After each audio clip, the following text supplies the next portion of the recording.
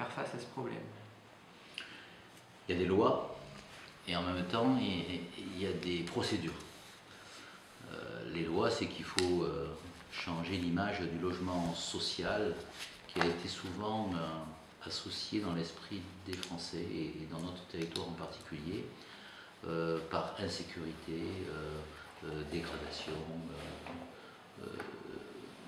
Aujourd'hui, on dit logement proactif parce qu'on se rend compte que dans toute l'échelle de la société, on a des difficultés pour se loger. Si vous prenez, regardez ce qui s'est passé il y a 40 ans. Un jeune qui avait une activité professionnelle, il pouvait acheter un appartement au bout de quelques années d'activité. Aujourd'hui, ça sort complètement de son projet. C'est pour ça qu'il faut travailler sur tous les éléments. Premier élément, développer l'accession à la propriété sociale. Le primo-accédant doit pouvoir accéder à une première propriété parce que cette démarche lui permet ensuite de faire ce que tout le monde fait, revendre et racheter quelque chose qui correspond mieux à son projet de vie au moment où il rachète. Le deuxième, c'est qu'il faut loger les populations et on se rend compte que, prenez deux endroits, les employés municipaux, les employés d'un hôpital, l'hôpital d'Antibes. Il y en a à peu près 2000 d'un côté, il y en a 2000 de l'autre. Sur ces 4000 personnes, il y en a 70% qui sont éligibles au logement social. Donc ça veut dire qu'il faut changer l'image et se dire que l'accès à un logement social, c'est pas quand on est dans une situation très défavorisée, c'est quand on est actif, jeune actif, et qu'on a des difficultés pour se loger. C'est la raison pour laquelle on a fait un plan local de l'habitat, c'est la procédure qui a été votée à l'unanimité et qui est mise en place avec une production de 480 logements par an. Et puis reste aussi le logement d'urgence, le logement des plus démunis, une société qui rejetterait ceux qui sont à la rue et qui ne les accepterait pas dans la société, c'est une société qui se renierait et qui en même temps renierait les valeurs de la France et les valeurs humanistes. Donc il faut aussi du logement d'urgence, mais ce logement d'urgence, il doit aller de l'hébergement d'urgence, du sans domicile fixe en hiver, jusqu'à un parcours de réinsertion qui lui permet ensuite, parce qu'il a trouvé un toit, de retrouver un début d'activité, puis une réinsertion dans la société. Donc l'habitat, ce n'est pas uniquement un problème d'une catégorie sociale, c'est un problème de parcours de vie, c'est un problème qui touche toute la société. Merci. Ensuite, on avait une question sur plus particulièrement Sophia Antipolis. Et qu'est-ce que vous imaginez comme synergie entre le développement économique de la vallée du Var, qu'on sent en ce moment, et Sophia Antipolis, qui par contre est installée depuis maintenant 40 ans? La question apporte la réponse.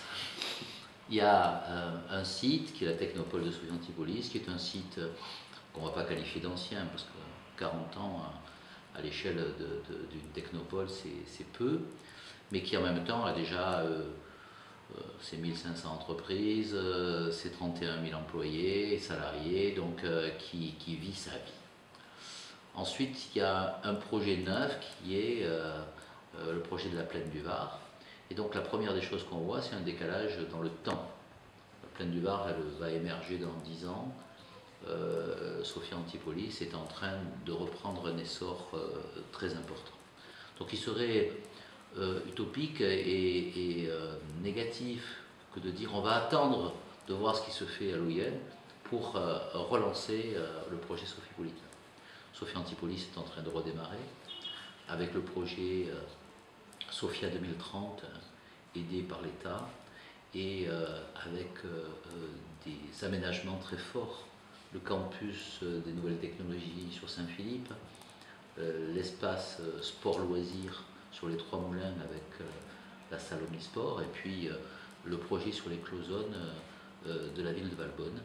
Et on voit bien que dans les projets 2030, il y a une restructuration, une meilleure lisibilité en plus de la prolongation de l'implantation d'entreprises. Après, soyons complémentaires. Je veux dire, quand vous regardez Silicon Valley et que vous faites un petit zoom arrière de la French Riviera, vous vous rendez bien compte que c'est la même chose pour un Américain. La plaine du Var et Sophia Antipolis, c'est pareil. Reste à savoir comment on peut être intelligemment complémentaire. Je crois qu'il y a des choses qui sont bien développées, des pôles de compétitivité sur Sophia, et puis il y a des choses qui déjà sont en ébauche sur la plaine du Var. Eh bien, sachons ne pas faire la même chose et être complémentaires sur les sujets qui sont les biotechnologies, qui sont le développement durable, la gestion des risques, les nouvelles technologies de l'information. Je crois qu'on a une université qui s'appelle Nice Sophia Antipolis. On peut avoir un développement économique qui s'appelle Nice Sophia Antipolis. Alors justement, on en a parlé beaucoup tout à l'heure, les préoccupations environnementales constituent un sujet important pour nos concitoyens. Comment est-ce que cette nouvelle préoccupation s'intègre dans l'action municipale? Municipale et de la communauté d'agglomération, oui. Puisque la communauté d'agglomération a une compétence qui s'appelle environnement. Et lorsqu'on parle d'environnement, on s'aperçoit qu'on va à des choses, j'allais dire très terre à terre, gestion des ordures ménagères. Et puis il y a des préoccupations très planétaires, les plans climat-énergie. Il y a des choses qui parlent à nos concitoyens, et il y a des choses qui les inquiètent et qui en même temps leur paraissent démesurées pour leur action. Si je dis à quelqu'un n'utilisez pas votre voiture parce que vous mettez en danger la planète, il va me dire vous savez qu'en Europe l'effet gaz à effet de serre c'est 11% de la planète entière et que 89%, la Chine, l'Inde, les États-Unis, le Canada, le Japon ne s'en préoccupent pas. C'est Kyoto, c'est bien donc ce sentiment de l'impuissance. Moi, qu'est-ce que je peux faire alors que des grands pays font peu? Mais en même temps, si de cette prise de conscience que il y a le feu dans la maison, comme disait Jacques Chirac à une conférence, et que moi je peux avoir une action qui est à la fois une action globale et une action locale. L'action globale, oui, je diminue les gaz à effet de serre. Action locale, si je fais de l'écologie, je fais de l'économie. Et je crois que c'est une bonne pédagogie que d'expliquer que si on dépense moins d'énergie pour chauffer sa maison, si on dépense moins d'énergie pour se déplacer, eh bien on dépense moins d'argent et qu'on retrouve du pouvoir d'achat. Et je crois que le travail que nous devons faire aujourd'hui, c'est cette double vision. Convaincre nos concitoyens que c'est leur intérêt immédiat et l'intérêt de la planète à moyen et à long terme. Convaincre aussi l'ensemble de l'économie française que demain, ceux qui auront le plus travaillé sur les énergies renouvelables et sur l'industrie dans ce domaine seront les plus compétitifs au niveau planétaire. Et là aussi, c'est l'intérêt de la France, c'est l'intérêt de l'Europe de travailler sur ces sujets. Alors, on en a parlé tout à l'heure, la Jeune Chambre économique française est présente depuis de nombreuses années sur notre territoire, et c'est la Jeune Chambre économique française qui a inventé le concept de rue piétonne. Alors, on voulait savoir si le cœur historique d'Antibes allait continuer à devenir plus doux, et donc accueillir encore plus d'espaces piétons et verts. Bien oui, il y a un donnant-donnant, si je voulais être un peu direct. Il y a un parking sous le pont des pêcheurs de 600 places. Ça veut dire qu'on évacue toutes les voitures sur les places et les placettes et les rues du Vieux-Antibes. Ça veut dire que si on fait 600 places, on supprime 120 places à l'intérieur de la vieille ville, dans laquelle on pourra mieux déambuler, on pourra mieux regarder, on pourra mieux s'attarder à une terrasse ou dans un commerce. Donc la réponse est oui. Le deuxième élément, c'est que les modes doux, c'est pas uniquement une activité économique, touristique et une beauté du site. C'est aussi le respect de ceux qui ont une mobilité plus difficile. C'est réfléchir à ceux qui sont en situation de handicap, à la mère qui a une poussette qu'elle doit emporter avec elle, avec son bébé, à la personne âgée qui a une mobilité réduite sans pour autant être handicapée. Donc le mode doux, ça adoucit le cœur d'une ville. Et donc, bien sûr, la vieille ville, le jour où il y aura le parking du Pré des Pêcheurs, deviendra piétonne. Peut-être un jour d'ailleurs, les remparts seront totalement piétons si on arrive à trouver des systèmes de circulation qui puissent l'éviter. Et puis de l'autre côté, à Juan-les-Pins, la Pinède, à partir du moment où on fait 375 places sous le Palais des Congrès, qui est en construction, il n'est pas illogique que ces places-là associées au parking public des ambassadeurs, qui a 100 places aussi publiques, il n'est pas illogique de dire, bah, écoutez, qu'est-ce qu'on va pitonner là-dedans? C'est quand même plus agréable d'avoir une Pinède avec un mode doux dans lequel on passe de la rue d'Hauteville à la Pinède, de la petite Pinède à la grande Pinède, de manière adoucie, parce que là, il y a un intérêt extrêmement fort en matière touristique, en matière environnementale. Donc oui à la piétonisation, mais donnant-donnant. Parking, piétonisation, transport en commun en mode doux, BHNS, bus à haut niveau de service, vélo, contre la piétonisation. Très bien. Après, c'était une question qui nous concernait, nous, en tant que jeunes citoyens.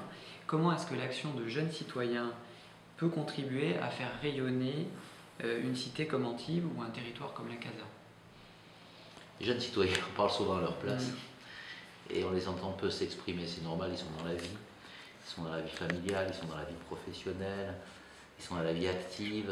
Et lorsqu'ils ont un peu de temps, ils prennent sur ce temps pour des loisirs familiaux.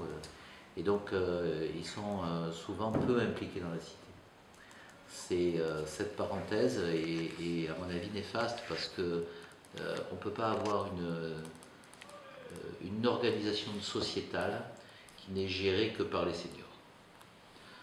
C'est un problème sur les gestions des villes, c'est un problème dans la démocratie participative, c'est un problème aussi dans la démocratie représentative.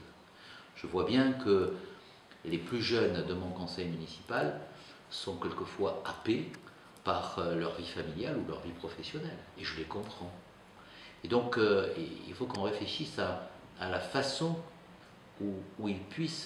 la façon dont ils puissent s'exprimer, et que cette expression soit, je dirais, l'expression de la diversité de la société française. On ne peut pas avoir qu'une population qui vote, qu'une population qui réfléchit, qu'une population qui s'implique dans la cité. Et en même temps, on sait bien et on voit bien les contraintes. Et alors, dans les contraintes, il y a encore une aggravation des contraintes chez la femme qui a bien sûr son activité familiale, qui a les enfants, qui a l'activité professionnelle. Et si on lui demande, et quand on lui demande en plus de s'impliquer dans la cité, c'est encore un investissement supplémentaire. Donc réfléchissons à ça, une société ne doit pas être représentée par une catégorie d'âge. Et merci à la jeune chambre de s'impliquer dans la cité. Ensuite, on a vu une question qui concernait votre expérience au gouvernement et on se demandait ce que vous avez retenu de plus fort de ce passage au gouvernement en 2011-2012. Beaucoup de choses, beaucoup de fierté,